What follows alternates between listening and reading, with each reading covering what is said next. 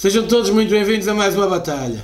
Hoje vamos fazer o balanço da nossa visita ao Estádio da Luz e vamos também lançar aquilo que aí vem, pois é importante sublinhar que ainda não ganhamos nada. No passado domingo fizemos a deslocação do ano. Fomos ao Estádio da Luz, fomos à casa do nosso principal rival, a casa do nosso principal inimigo, em termos desportivos, e vencemos. Vencemos porque aconteceu aquilo que já estávamos à espera. Na qualidade, equipa mais forte, equipa mais capaz, equipa que ao longo do campeonato tem demonstrado mais vezes que é a melhor, vencemos o nosso rival. Vencemos um rival que tudo fez para nos derrubar dentro e fora de campo. Vencemos um rival que tudo tentou para condicionar o jogo, mas a verdade é que o melhor venceu. O melhor venceu e neste campeonato o melhor tem sido o Futebol Clube do Porto. O Futebol Clube do Porto tem ao longo deste campeonato demonstrado que a equipa mais forte, a equipa mais capaz, a equipa mais competente, a equipa melhor de todas as outras. E se assim acontece, num campeonato normal, estas equipas ou este género de equipas é vencedora, é campeã desse país. Em Portugal, vamos ver se isso vai acontecer ou não. No jogo do Estádio da Luz temos naturalmente que fazer alguns destaques. É óbvio que o destaque principal é o da equipa, é o da consistência da equipa, a união da equipa que nunca se perdeu mesmo em um ou outro momento onde estivemos por baixo, mas há destaques individuais que têm que ser feitos. Desde logo, de facto, Moussa Marega.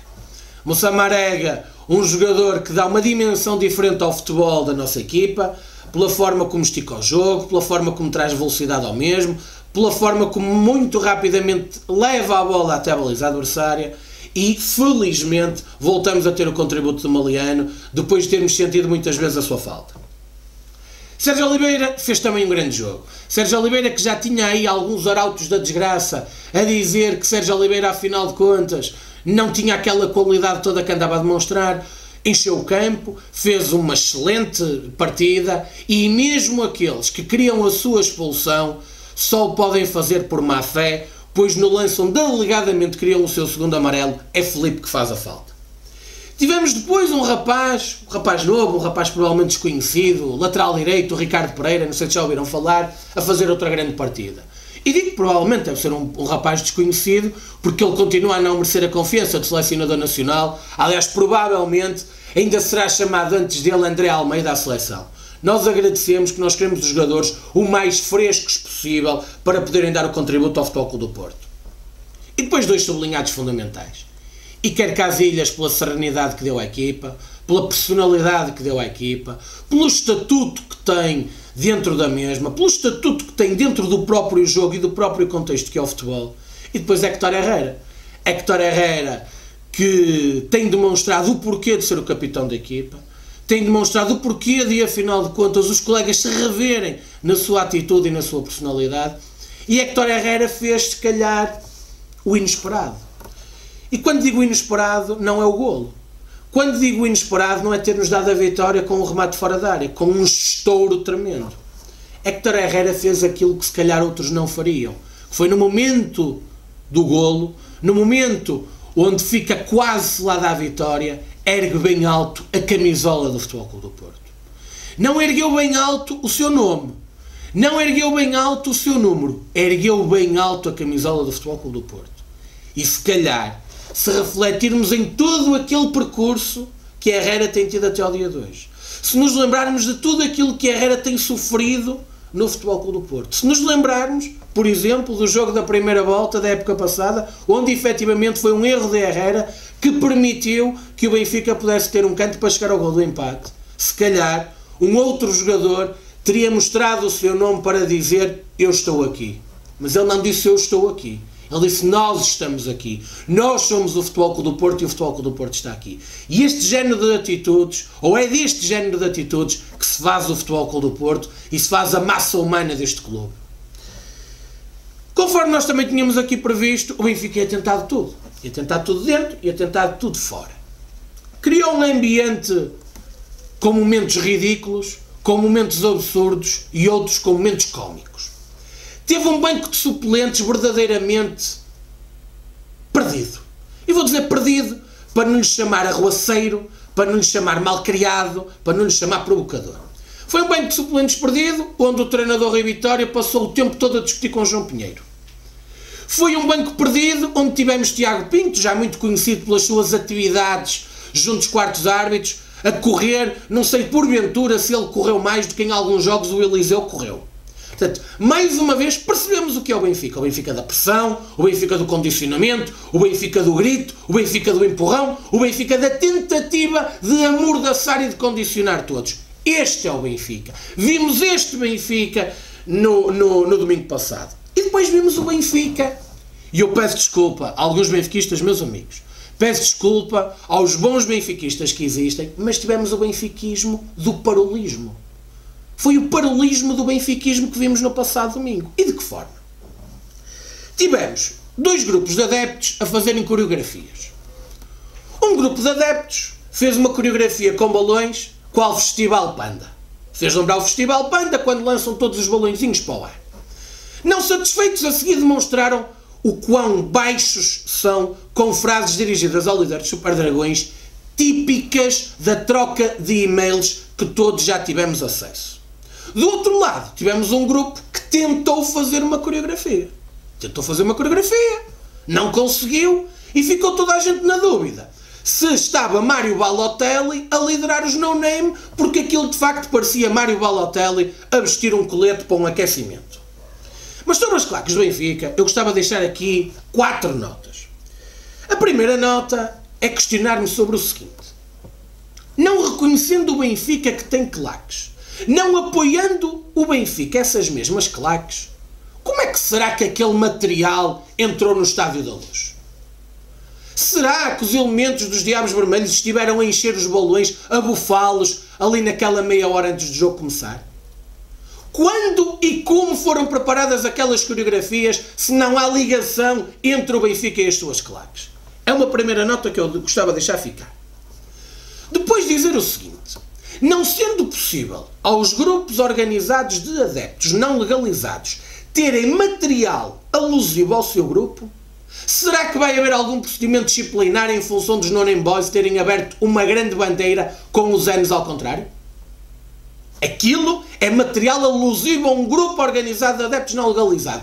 Não vai haver nada, não vai haver nenhum inquérito, não vai haver nenhum processo. É outra dúvida que eu deixo ficar. Depois, ainda sobre essa coreografia de No Name, dizer o seguinte. Aquela é a verdadeira coreografia, o verdadeiro reflexo do que é o Benfica. Benfica maior do que Portugal. É isto que eles se julgam. Maiores do que o país. É isto que eles se refletem. Um Estado dentro de outro Estado. Uma impunidade porque eles acham-se maiores do que o país. Uma impunidade total porque eles julgam que são superiores ao país. E é neste país que depois nada acontece. Porque, e esta é a quarta nota que eu quero deixar ficar, enquanto os funcionários do Benfica, perante os olhares de toda a gente que estavam dentro do estádio, estavam a arrumar as tarjas dos No Name Boys e a trazê-las para o interior do relevado Estádio da Luz para as dobrar, eu vou repetir, enquanto os funcionários do Benfica estavam a recolher as tarjas dos No Name e a trazê-las para o interior do relevado e a dobrá-las, fora do estádio, esses mesmos elementos andavam em atividades com a polícia. E aqui não há virgens ofendidas, todos os grupos de adeptos têm este tipo de momentos, não é por aí o problema. A questão que se coloca é, vejam como isto já foi abafado.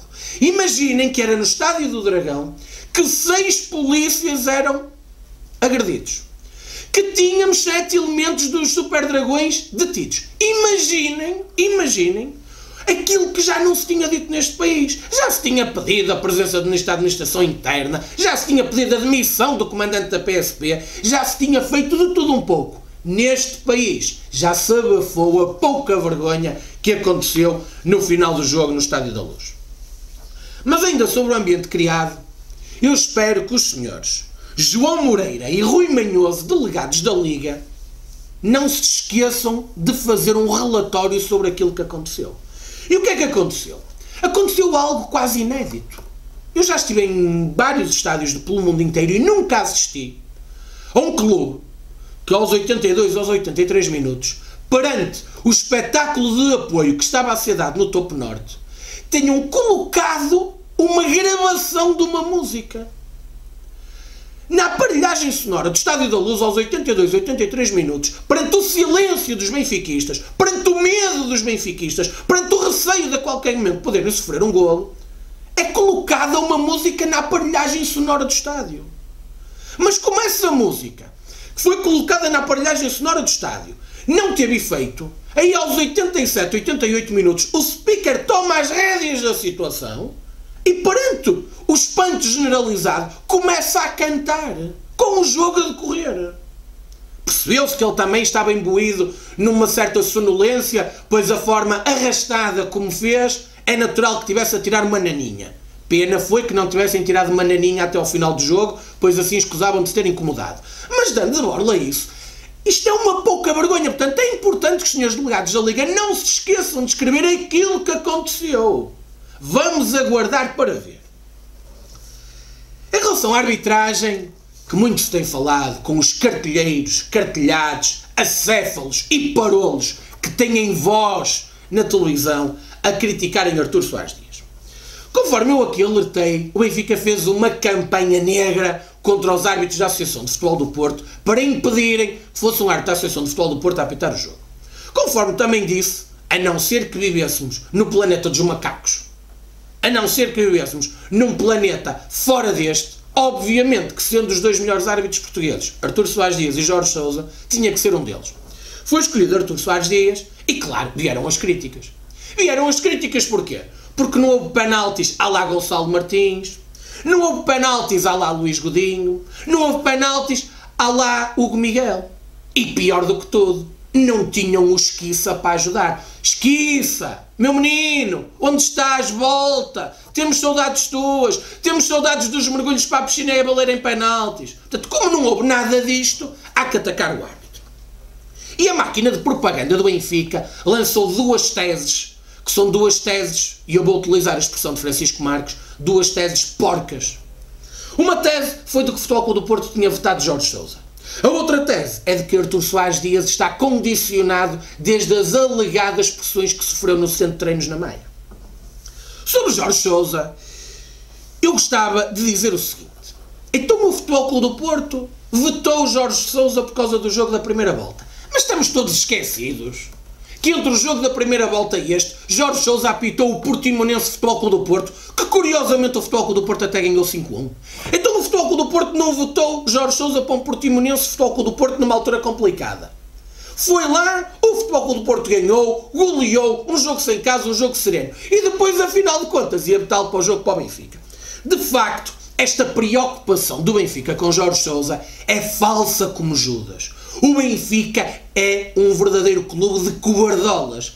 Virem-se preocupar com um árbitro ao qual tentaram dar o mesmo fim que Marco Ferreira, ao qual os seus adeptos perseguiram o árbitro e a sua família, e virem agora com as suas preocupações à volta do árbitro, é vergonhoso. Estes senhores não têm vergonha na cara, não têm dignidade, não têm personalidade. Portanto, esta preocupação com ele é estranho. E sobre vetos, pergunto eu, mas o Benfica vetou o Luís Ferreira para os seus jogos?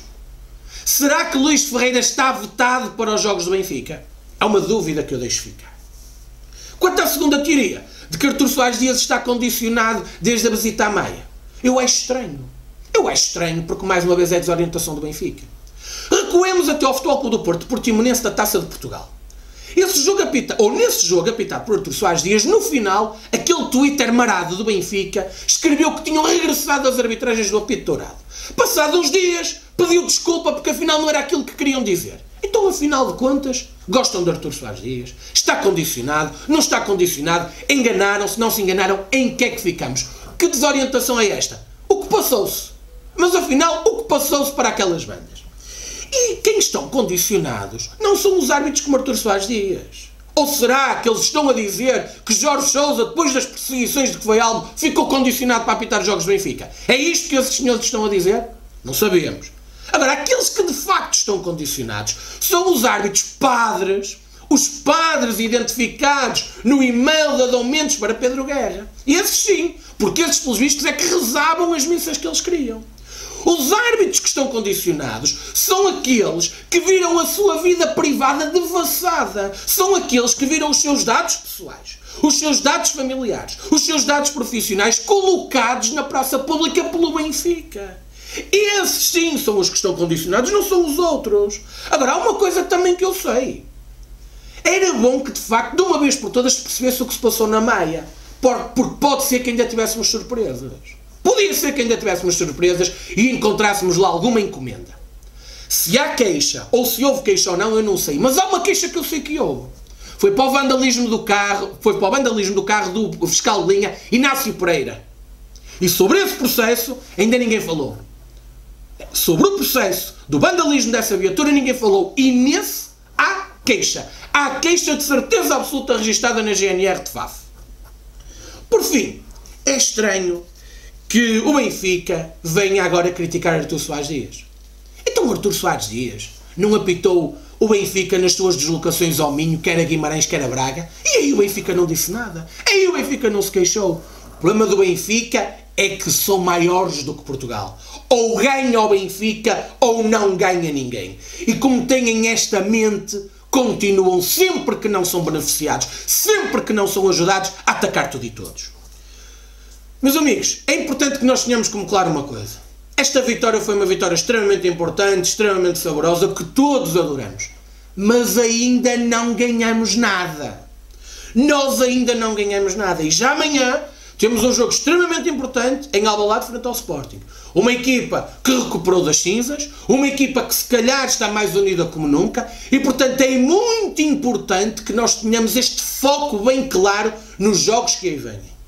Jogos que aí vêm, que é importante que nós saibamos uma coisa. Os 3 próximos jogos do campeonato, na época passada, representaram 3 empates. Em casa frente ao Feirense, em casa frente ao Setúbal, na Madeira frente ao Marítimo e em casa frente ao Feirense. O ano passado, nestes 3 jogos, foram 3 empates. É óbvio que em casa frente ao Vitória de Setúbal fomos assaltados por Manel Oliveira. É óbvio que em casa frente ao Feirense fomos assaltados por Rui Costa. Mas nós temos que estar preparados para isto. Nós temos que estar preparados para estes condicionamentos que o Benfica tenta, ao ponto de já pedirem alguns cartelhados a demissão do Conselho de Arbitragem. A dizerem que o Conselho de Arbitragem não tem condições para continuar, quando o Conselho de Arbitragem, até há uma semana atrás, era impoluto. Não se podia pôr em causa a indústria do futebol. E uma semana depois já é isto. Nós temos que estar preparados, porque vimos o que aconteceu com João Amaral no Setúbal Benfica, que não jogou. Vimos a expulsão de Vítor Andrade para não jogar frente ao Benfica. Temos que ter muito cuidado com as malas de cartão que podem andar para cima e para baixo para motivações. E, portanto, temos de estar atentos a tudo isto, até porque as denúncias anónimas vão regressar. Temos que estar preparados para o regresso das denúncias anónimas, temos que estar preparados para a tentativa constante de condicionamento do Benfica, seja aos árbitros, seja aos seus próprios adversários, seja aos adversários do Futebol Clube do Porto. Eles vão tentar de tudo. Não pensem que eles se renderam, porque eles quando dizem que não se renderam, isto não tem a ver com os jogadores nem com o treinador. Esses, nós podemos não gostar, podemos gostar, mas respeitamos. Porque os jogadores e os treinadores são os intérpretes do futebol. E a esses nós respeitamos. Mas eles não se referem a isso quando dizem que ainda não desistiram. Eles referem-se a tudo aquilo que a unidade de combate à corrupção da Polícia Judiciária tem dúvidas sobre os seus procedimentos. Eu sou o que tenho dúvidas. É a unidade de combate à corrupção da Polícia Judiciária. Meus caros amigos, é desta forma que terminamos mais uma batalha. Mais uma batalha onde não podemos deixar passar em claro as poucas vergonhas que alguns querem deixar passar cá para fora, onde não podemos deixar passar em claro a teoria da ventoinha na lama. Mete-se a lama na ventoinha, carrega-se no botão e lança-se lama para toda a gente. Um abraço e viva o Futebol Clube do Porto.